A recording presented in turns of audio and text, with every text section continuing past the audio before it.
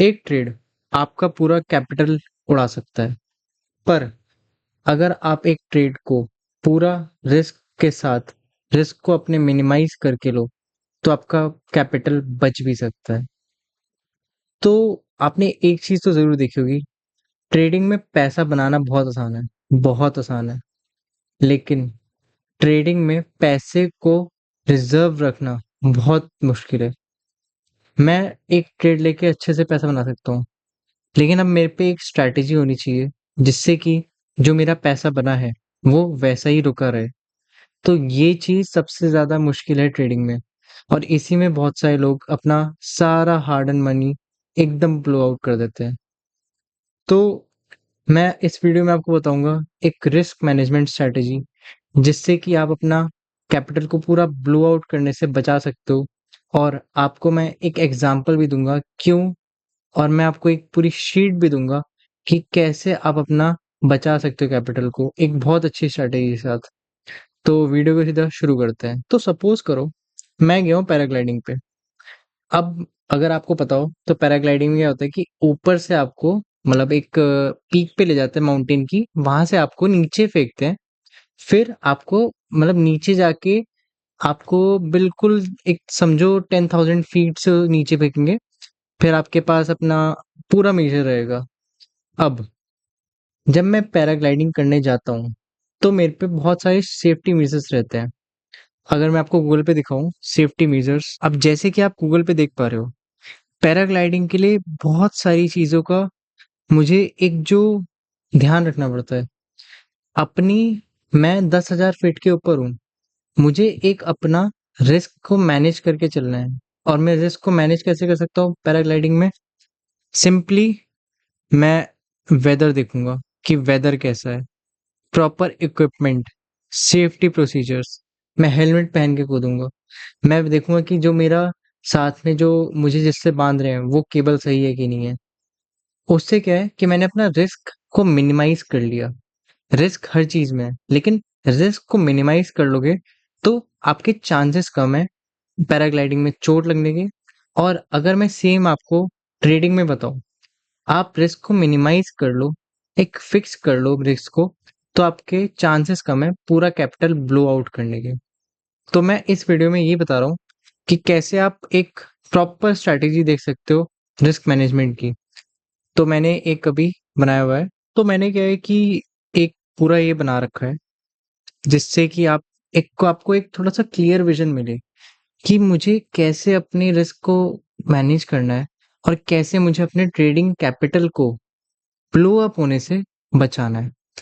तो सिंपली अगर मैं आपको दिखाऊं इसमें, बहुत सिंपल स्ट्रैटेजी, बहुत सिंपल, बहुत प्यारी स्ट्रैटेजी है।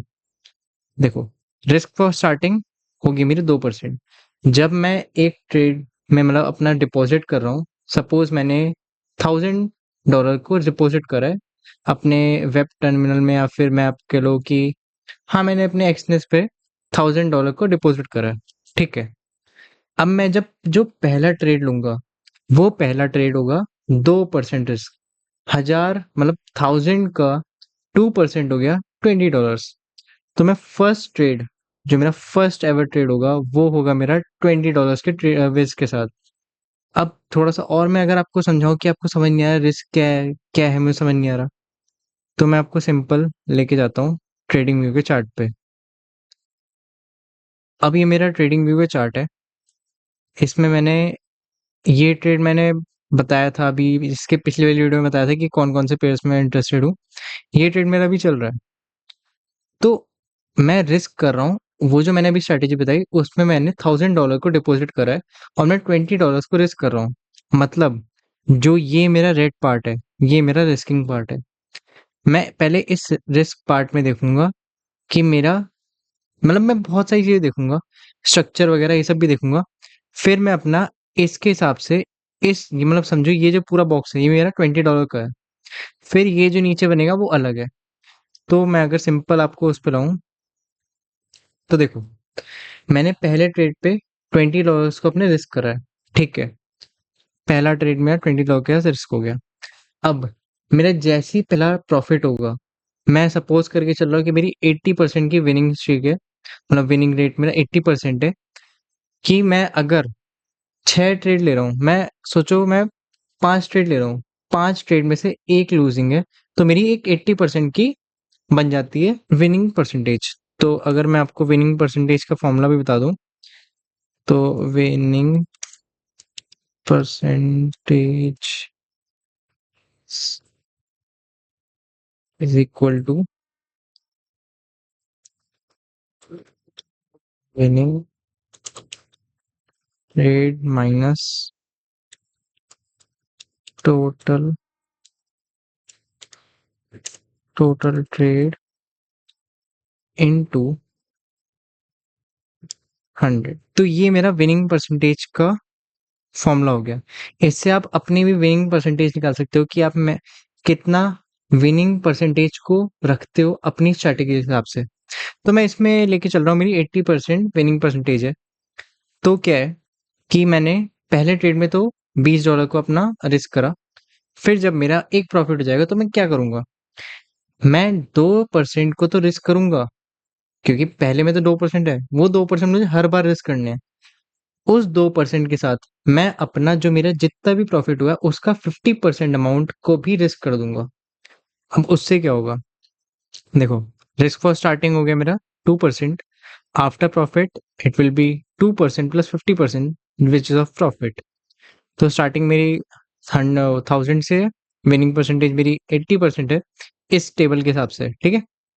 और मेरा रिस्क टू रिवॉर्ड मैंने अभी 1:1 लेके चला है कि मैं अगर 1% अपना रिस्क कर रहा हूँ, मतलब अगर मैं 1 part of the trade risk कर रहा हूँ, तो मैं 1 पार्ट ऑफ द जो ट्रेड है उसको ही मैं बना के चलूंगा। अगर मैं $20 को रिस्क कर रहा हूँ, तो मैं $20 ही प्रॉफिट लूंगा। अब आर मेरा चेंज भी हो सकता है, 1:2 हो सकता है, 1:3 हो सकता है कि मैं $20 लगाए, 1:2 में $40 आ गए। लेकिन अभी मैंने 1:1 लेके चला है कि एकदम वर्स्ट से वर्स्ट केस, ठीक है। तो फर्स्ट ट्रेड मेरा 2%, दैट विल बी नाउ $1020। फिर जब मेरा सेकंड ट्रेड आएगा, उसमें मैं रिस्क करूंगा 2% प्लस 50%। अभी 50% है, $20 जो मैंने कमाए इसका 50% है। तो एक चीज अगर मैं आपको बताऊं इसमें और, कि जो मैं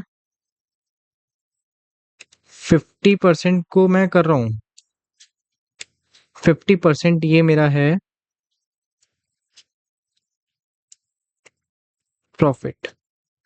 जो मैं 50% को भी लगा रहा हूँ साथ में, ये मेरा प्रॉफिट होगा जो मैंने पिछले ट्रेड में कमाया, ठीक है। अब मैं क्या करता हूँ, मैं इसके हिसाब से पूरा आपको टेबल को समझाता हूँ। 2% मैंने पहले ट्रेस करा और मेरा विन हो गया, और मेरा बन गया 1020, ठीक है।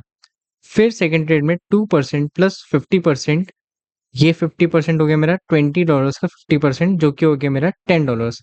$20 मतलब 2% $1000 का, और 20 का 50% हो गया मेरा $10। ये भी मेरा विन हो गया, मेरा टोटल अमाउंट हो गया मेरा 1050, क्योंकि $30 इसका हो गया और $20 का था, तो 1050। सिंपल बेसिक मैथ्स है। अब मैंने अगले ट्रेड में कितना रिस्क करा, 2% plus 50% of my profit. 2% will be now $20 and the 50% will be $50 का 50%, 50 डिवाइड बाई 2 कर दो, 25 आएगा। तो मैंने 20 प्लस 25, इसमें मेरे $45 का रिस्क हो रखा है, और मैं लेके चल रहा हूँ, मेरा इसमें लूज हो गया। तो मेरा आ गया 1005 डॉलर्स।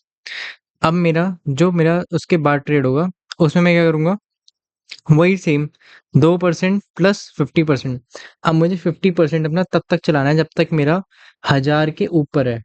जैसे ही मेरा 1000 के नीचे बैलेंस आएगा, या फिर समझो मैं एकदम 1000 पे स्टिक हो गया हूँ, सपोज करो कि मेरा यहाँ पर 1000 बैलेंस हो गया। नाउ द न्यू बैलेंसेस, एक नई एजम्पशन ले रहे हैं, new balance is equals to 1000, और ये है मेरी आफ्टर लॉस। अब सपोज करो, इस सबको भूल जाओ, ये जो मैंने ऊपर टेबल बनाई ये पूरी सबको भूल जाओ, और ये चीज सपोज करो कि मैंने एक लॉस ले लिया, और मेरा जो अब बैलेंस है वो वापस 1000 हो गया। तो अब मैं प्रॉफिट तो अपना कर नहीं सकता ना 50%। अब मुझे सिर्फ 2% से स्टार्ट करना है। जैसे मैंने अपनी स्टार्टिंग करी थी ना, जो मेरी स्टार्टिंग थी 2% वाली, अब मुझे वैसे ही यहाँ पर शुरू करना पड़ेगा, क्योंकि मेरा प्रॉफिट ही नहीं बचा। प्रॉफिट नहीं बचा तो मैं 50% किसका लगाऊंगा? सिंपल सी बात है। तो सिंपल मैंने 2% प्लस 50%, ये मेरा लूज हो गया था, तो मेरा 1005 हो गया। फिर अब मैं 1005, 5 मेरा है क्या? प्रॉफिट। प्रॉफिट का मैंने लगाया 50%, जो कि हो गया $2.5। सिंपल। फिर मैंने एक और बिल ले लिया 1027, और एक और मैंने, क्या है कि मैंने ये 2% को रिस्क करा, और ये हो गया मेरा 50% ऑफ द प्रॉफिट। विन हो गया 1060। अब मैंने ये क्यों करा कि मैंने 2% भी रिस्क करा है प्लस 50% भी रिस्क करा है? मैंने इसलिए करा, जिससे कि जब देखो आप, मेरा 1005 जब मेरा अमाउंट हो गया था, उसके बाद मेरा 2 ट्रेड में ही अमाउंट बढ़ गया है, if we compare it with the first 2 trades.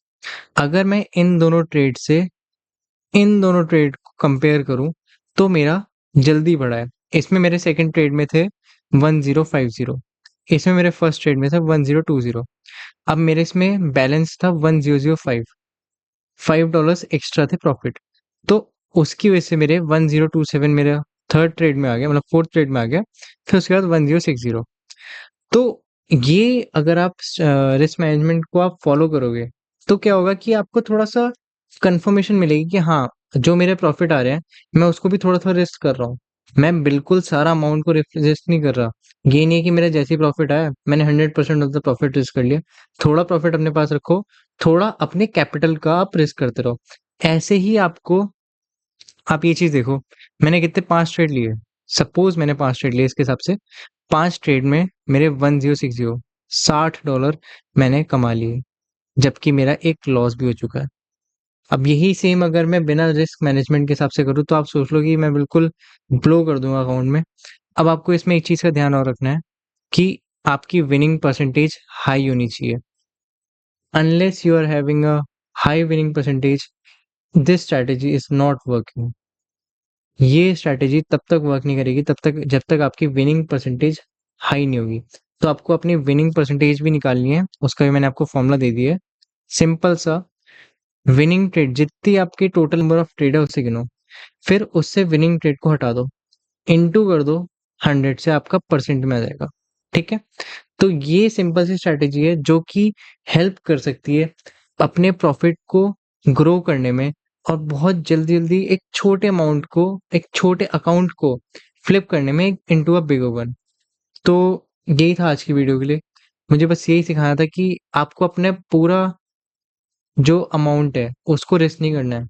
आपको अपना छोटा-छोटा, स्मॉल-स्मॉल पार्ट्स अपने रिस्क करने हैं, उससे आपका अकाउंट बहुत जल्दी-जल्दी ग्रो होगा। So that's all for the video. I hope you liked it. If you liked the video, subscribe to the channel and press the bell icon, and I will see you in the next one.